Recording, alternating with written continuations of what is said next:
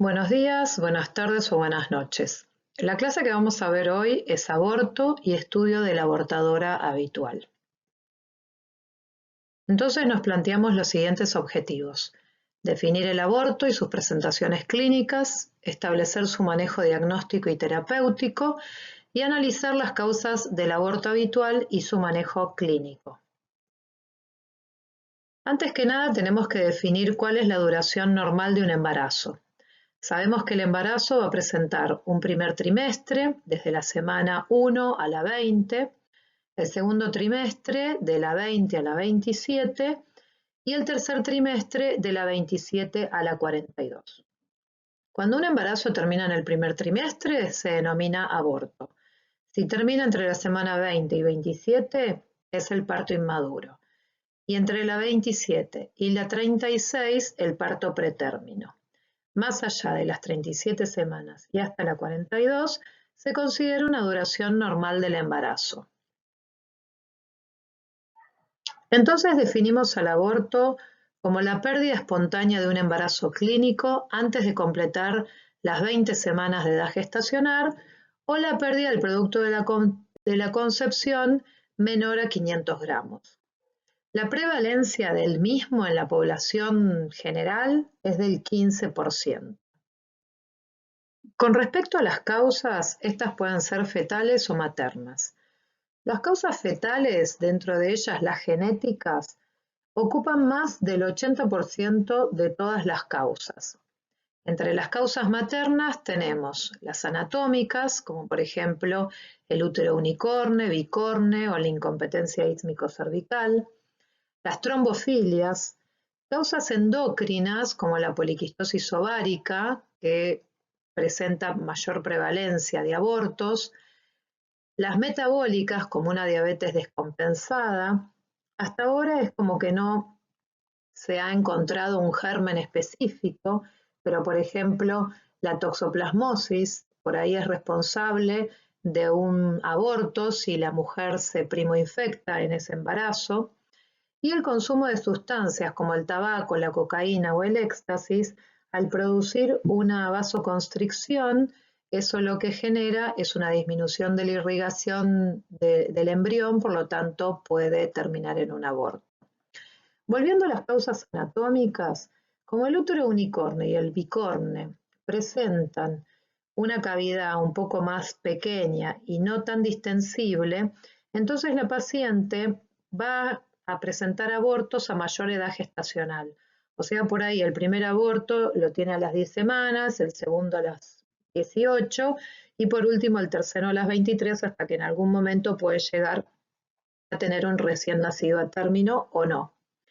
En cambio, la incompetencia ísmico-cervical es al revés. Como el cuello del útero se encuentra entreabierto, a mayor presión uterina va a ir perdiendo los embarazos a menor edad gestacional. En general, estas causas anatómicas pueden ser responsables del aborto habitual o de un aborto esporádico. Los factores de riesgo para presentar abortos principalmente es la edad de la mujer y otras historias previas, como por ejemplo de abortos, presencia o diagnóstico de trombofilia en la paciente o en la familia y, como dije, la malformación uterina. Con respecto a la edad de la mujer, se sabe que a mayor edad de la mujer va a haber menor calidad ovocitaria. Esto se presenta porque al haber menor cantidad de mitocondrias y menor cantidad de ATP generado por esas mitocondrias, las posibilidades de alteraciones en la disyunción meiótica son mayores. Por lo tanto, a mayor edad de la mujer va a haber mayor posibilidades de tener embriones con trisomías y tetraploidías que van a finalizar en un aborto. En este gráfico se muestra lo que acabo de comentar. Fíjense que más o menos entre los 20 y los 30 años, la posibilidad de aborto es alrededor del 15%. Pero a los 35, como que la curva se quiebra y empieza a haber una mayor incidencia de aborto. A los 40 años, la posibilidad de aborto es aproximadamente del 40% y a los 45 años, ¿sí? O menos, a los 43 años, la posibilidad es casi del 80%. Esto es por lo que les comenté. También, por otro lado, uno le tiene que decir a la mujer que si bien la prevalencia de trisomías a los 40 años es de 1 en 100, existen grandes posibilidades justamente de tener un niño sano. Pero bueno, también existe mayor posibilidad de tener un aborto. Ahora pasamos a la clasificación del aborto espontáneo, que puede ser, según la causa, en espontáneo o provocado. Y dentro del espontáneo tenemos al ocasional, al habitual o recurrente y al aborto retenido, que es lo que se denomina como huevo muerto y retenido, que es el embrión que siguió su curso y en algún momento se detuvo. Según la edad gestacional, puede ser ovular, que clínicamente se presenta como una menometrorragia, o sea, con un alargamiento del ciclo y mayor cantidad también. Puede ser embrionario, o sea, antes de las 10 semanas, y puede ser fetal luego de las 10 semanas.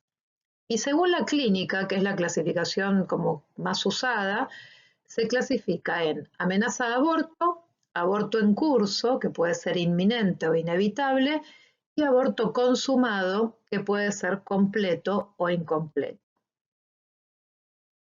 La amenaza de aborto es cuando todavía no está ocurriendo la pérdida de la concepción, o sea, va a haber un dolor y sangrado, pero el embarazo sigue en la cavidad uterina. El aborto en curso es cuando la paciente, en el momento en que consulta, está perdiendo el embarazo. Esto puede ser inminente, o sea que en cualquier momento se va a desarrollar el aborto, o inevitable cuando está ocurriendo en el momento de la consulta. El aborto consumado es cuando ya ocurrió y la paciente consulta a la guardia o al consultorio para ver en qué situación está. Y esto puede ser que sea completo o incompleto.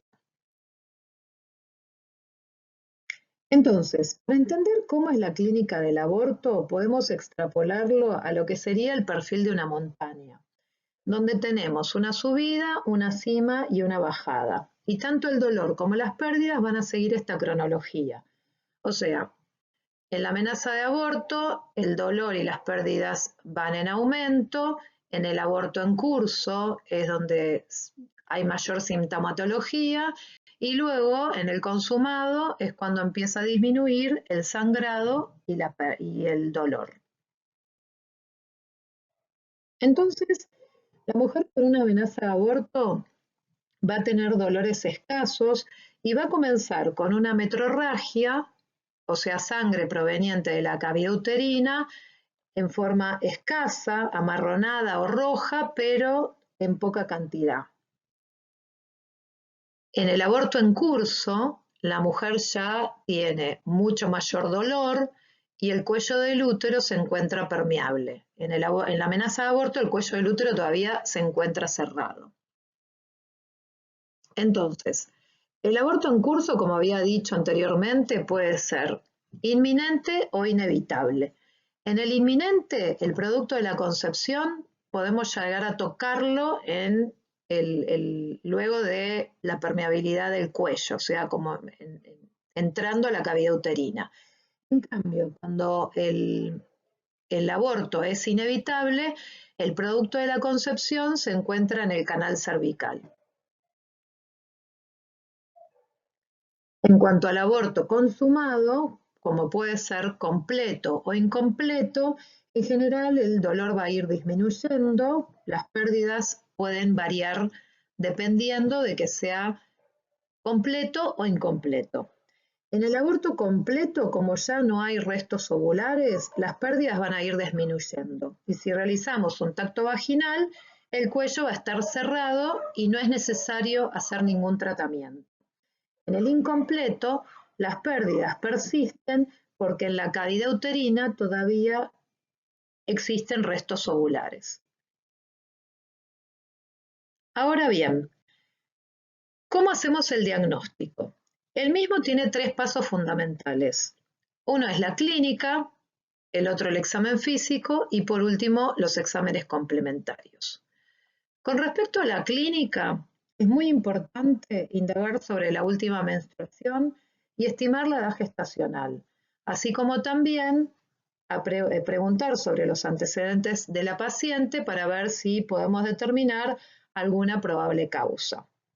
En el examen físico, primero hacemos un examen clínico donde vamos a evaluar el estado general de la paciente, si está compensada hemodinámicamente o no. Y luego tenemos que hacer un examen ginecológico que comienza con una especuloscopía para determinar si el sangrado proviene de la cavidad uterina y con el tacto vaginal se determina la permeabilidad del cuello. Obviamente, como les dije antes, si el cuello del útero está cerrado, entonces quiere decir que estamos frente a una amenaza de aborto o un aborto consumado. Pero si el cuello del útero está abierto, estamos frente a un aborto en curso o un aborto incompleto. Para lo cual es muy importante el antecedente, porque si nosotros tenemos una paciente que tiene el cuello permeable y nos cuenta que tuvo toda la cronología, tenemos el diagnóstico de aborto consumado incompleto. Pero si nosotros tenemos una paciente, por ejemplo, es difícil para hacer la discriminación si es una amenaza de aborto o un aborto completo, importa indagar sobre la cronología de todos los hechos. Si nosotros tenemos una paciente que nos dice que en algún momento tuvo una pérdida abundante, con dolores abundantes y contracciones, entonces es probable que estemos frente a un aborto completo. El último punto serían los exámenes complementarios, que básicamente, como veremos en la siguiente diapositiva, se basan en la determinación de HCG en forma seriada y tenemos que ver que se duplique cada 48 horas. En general esto ocurre desde la semana 4 a la semana 5.5 y es de buen pronóstico si duplica. Y la ecografía transvaginal. Con respecto a la ecografía transvaginal, a las 5 semanas recién podemos ver un saco gestacional, a las 5.5 semanas vemos un saco vitelino y a las 6 semanas vemos un embrión. Entonces, muchas veces también la ecografía nos ayuda a determinar la edad gestacional en aquellas pacientes que no tienen una fecha de última menstruación cierta. Los diagnósticos diferenciales se realizan con las otras metrorragias del primer trimestre, que son el embarazo ectópico y la enfermedad trofoblástica gestacional, y obviamente con el embarazo normal. Estas entidades se diferencian con la beta-HCG y la ecografía transvaginal. En el embarazo ectópico, la beta-HCG va a mantenerse como en una meseta, porque como el embrión está alojado en un lugar donde el silicio trofoblasto no se puede desarrollar normalmente, entonces va a haber una cantidad de beta-HCG mínima y no va a duplicar. Y en la ecografía vamos a poder observar la localización ectópica del saco recién a las 5 o 6 semanas, y que es cuando empiezan los síntomas de dolor abdominal por justamente la distensión de la trompa. Contrariamente, la enfermedad trofoblástica gestacional, como el sincitio trofoblasto sintetiza cantidades exageradas de HCG, los valores van a estar mucho más elevados que lo que corresponden para la edad gestacional. Y vamos a observar en la ecografía la clásica imagen en televisor descompuesto. Y ya como para ir terminando con el aborto esporádico, vamos a hablar del tratamiento. Y el tratamiento va a depender de la etapa clínica en que se encuentre la paciente. En la amenaza de aborto debemos indicar reposo físico, psíquico y sexual. O sea, la paciente tiene que quedarse en reposo, no absoluto, pero por lo menos en la casa, donde trate de deambular lo menos posible y solamente se levante para ir a hacer sus necesidades fisiológicas o a comer, sentada en una silla. Trate de evitar, obviamente no tiene que tener relaciones sexuales, y trate de evitar cualquier situación estresante. y se ha visto que la progesterona administrada por vía vaginal 200 miligramos por día mejora las chances en el caso de que no haya, digamos, una adecuada secreción de progesterona por el cuerpo lúteo. Y también actúa como relajante uterino. El tratamiento del aborto en curso es solamente un soporte hemodinámico y ver que la paciente, digamos, transcurra esta parte del aborto. En general, no es la típica paciente que nos va a venir a consultar. En general, las pacientes nos consultan cuando hay una amenaza de aborto o cuando hay un aborto consumado. Y por último, obviamente en el aborto completo no vamos a hacer más que un control, y en el aborto consumado incompleto, el enfoque terapéutico puede ser conservador, médico o quirúrgico. El tratamiento conservador consiste en esperar a ver cómo se resuelve el caso. Tiene un éxito de un 70 a un 90% y en general ese sangrado y dolor para terminar con la expulsión completa del producto de la concepción puede durar entre 2 y 6 horas. Este tratamiento no tiene repercusión sobre la fertilidad futura, obviamente, y tampoco riesgos de infección. Si queremos instalar un tratamiento médico, este va a tener un éxito un poco mayor, de un 80-90%, porque estamos ayudando a que se consuma o termine ese aborto que está ocurriendo, ¿sí? O que no ha terminado de ocurrir. Esto se hace solamente en el aborto incompleto, como dijimos. Lo que se puede administrar es misoprostol en dosis única o 200 miligramos como dosis inicial, y si la paciente no termina de expulsar el producto de la concepción, una segunda dosis de 800 miligramos a las 24 horas. El sangrado y el dolor van a ser menores que si uno deja que evolucione, digamos, habitualmente. Y se debe realizar un control a la semana para ver si se expulsaron todos los restos. Tampoco tiene repercusión en la fertilidad futura. Y por último, el tratamiento quirúrgico obviamente es el que tiene mayor éxito, ¿sí? Y está indicada la aspiración debido a que va a tener menos repercusión en la fertilidad futura. Y puede llegar a la paciente a tener un sangrado durante 3 o 7 días luego del procedimiento. En el caso de hacer un legrado con una cureta de Sims, en el caso de efectuarse este legrado por manos no muy hábiles, pueden quedar secuelas conocidas como sinequias que llevan un nombre propio y se llama síndrome de Asherman. Por eso se trata de evitar el legrado con cureta de Sims y hoy por hoy la indicación sería la aspiración. Ahora vamos a pasar al último tema, que se trata del aborto habitual. Y se define el aborto habitual o aborto recurrente, que se conoce más con el nombre de aborto recurrente, como la interrupción de al menos 3 embarazos que pueden ser consecutivos o no consecutivos. Por suerte la prevalencia es bastante baja, del 1 al 5%. Y aquella paciente que presenta 2 abortos tiene un riesgo de recurrencia, o sea, de que vuelva a tener un tercer aborto en un 25% de los casos. Y luego de 3 abortos o 4 abortos o 5 abortos, la posibilidad de que vuelva a abortarse es de un 33%. Se han propuesto varias causas como las responsables de los abortos recurrentes o del aborto habitual. Pero hoy por hoy se sabe que las causas son las demostradas, como la genética y el síndrome antifosfolipídico, y las causas no demostradas, pero muy probables, como las alteraciones anatómicas, como mencionamos anteriormente, y otras trombofilias, que serían las trombofilias hereditarias. Las causas genéticas son responsables del 90% de los casos y solo el 5% de los padres presentan alguna anomalía cromosómica.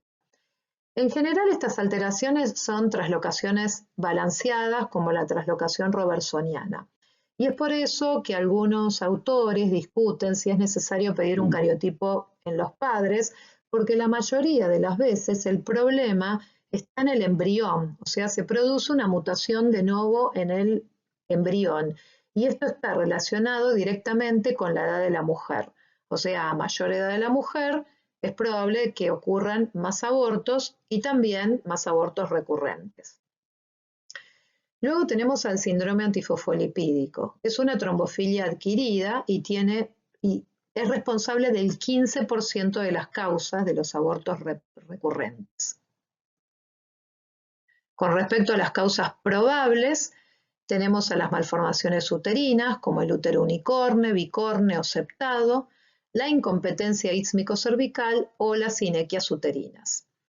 Y dentro de las trombofilias congénitas, el factor 5 de Leiden es el que está asociado a las pérdidas recurrentes fetales, pero en general son del segundo o tercer trimestre y es por eso que lo pongo con signos de interrogación como causa de aborto del primer trimestre, obviamente.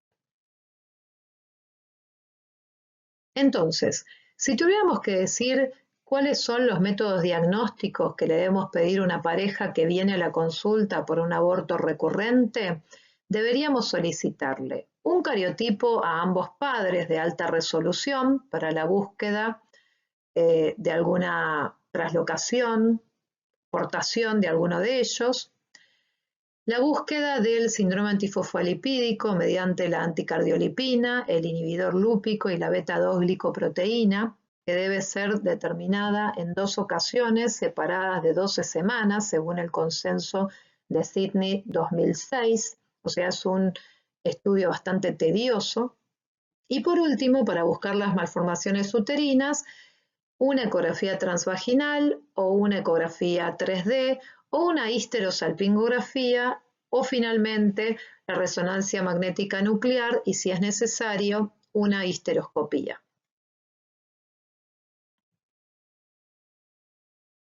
En esta diapositiva observamos arriba y a la izquierda son todas imágenes de histerosalpingografía, que es el estudio por ahí diagnóstico bastante accesible aparte de la ecografía transvaginal.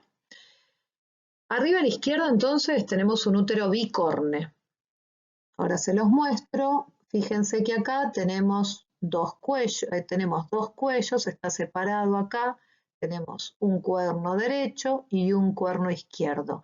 La ecografía 3D por ahí nos puede ayudar a hacer la diferencia entre útero tabicado, porque se puede llegar a ver de la misma forma, o útero bicorne, así como también la resonancia magnética nuclear. Como las cavidades uterinas son más reducidas, entonces es por esto que se dan los abortos. Abajo a la izquierda tenemos la incompetencia ísmico-cervical, donde pueden apreciar que el cuello, el diámetro de este canal cervical, es mayor a 1 centímetro y es por esto que se diagnostica la incompetencia ísmico-cervical. Y la otra es la prueba con la bujía de Hegar, que es una bujía que si nosotros pasamos la número 8, eso quiere decir que hay una incompetencia ísmico-cervical. Y a la derecha tenemos una histerosalpingografía que nos muestra defecto de relleno en la cavidad uterina y esto se trata de una sinequia uterina o síndrome de Asherman. Volviendo a lo que es el diagnóstico del síndrome antifosfolipídico, hay que tener en cuenta que existen lo que llamamos criterios clínicos o criterios bioquímicos. Dentro de los criterios clínicos tenemos la presencia de un aborto inexplicable de un feto neoformado de más de 10 semanas o un parto prematuro de un feto normal de 34 o menos semanas debido a que la paciente presentó eclampsia, preeclampsia o insuficiencia placentaria grave, o 3 abortos inexplicables de menos de 10 semanas, o un episodio de trombosis arterial, venosa o capilar en cualquier tejido u órgano. Y los criterios bioquímicos es la presencia de un laboratorio positivo en 2 determinaciones en realidad, separado por 12 semanas. Entonces, para hacer diagnóstico de síndrome antifosfolipídico, tenemos que tener la presencia de uno de estos criterios clínicos y el diagnóstico bioquímico. Y finalmente, cuando arribamos al diagnóstico, que en general ocurre en la minoría de los casos, podemos establecer un tratamiento. Si encontramos que el problema se debe a que uno de los padres es portador de una alteración cromosómica, que puede ser como por ejemplo una translocación robertsoniana, se puede realizar un estudio genético en el embrión para intentar transferir el embrión sano. Si diagnosticamos al síndrome antifosfolipídico, el tratamiento es el uso de heparina de bajo peso molecular más ácido acetil salicílico 150 miligramos día desde la beta positiva hasta el final del embarazo. Y si la paciente presenta una malformación uterina, el tratamiento quirúrgico estaría reservado para los casos del útero tabicado, donde se realiza una resección histeroscópica, o la incompetencia ísmico-cervical, donde se puede realizar un cerclaje. Y para terminar, podemos decir que el aborto es una patología prevalente que aumenta a mayor edad de la mujer, que es motivo de consulta frecuente en una guardia y que merece un enfoque general y diagnósticos diferenciales. Y por último, que el aborto recurrente, si bien es de baja prevalencia, igualmente merece una metodología diagnóstica y terapéutica distintas a lo que sería el aborto esporádico. Bueno, muchas gracias por su atención, espero haberles sido útil y haber aumentado el conocimiento, y cualquier duda que tengan las podemos evacuar en las clases de consulta. Hasta luego.